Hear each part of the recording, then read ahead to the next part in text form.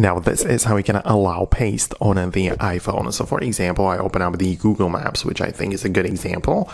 And into the search, I'm going to click while I have the address copied from a different place.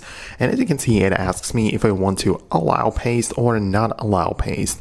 So now that I get the pop-up, I get to decide how I want it to be. So I'm going to click on allow paste.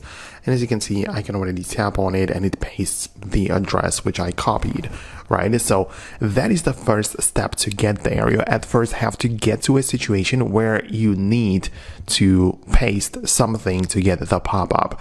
But once you have used it once or accessed this pop-up, you can always go to the settings app and on the main page, go to the apps at the bottom and find the app where you got the allow paste pop-up. So in our case, it was the Google Maps.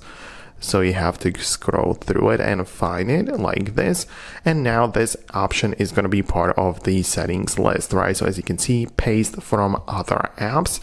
It is set to ask, and you can change it to always deny or always allow.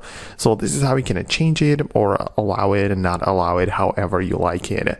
Just keep in mind that if I hadn't pasted the address before, then I wouldn't even have it in here in the settings, right? So in other apps, if I don't know, go to the Google, right? I don't have that option for pasting allowed unless I would use it once, and then it would also give me the pop-up or the menu in there. So I hope it helps. That's what I wanted to explain. Let me know your thoughts and opinions below. Subscribe for more, and I'll see you later.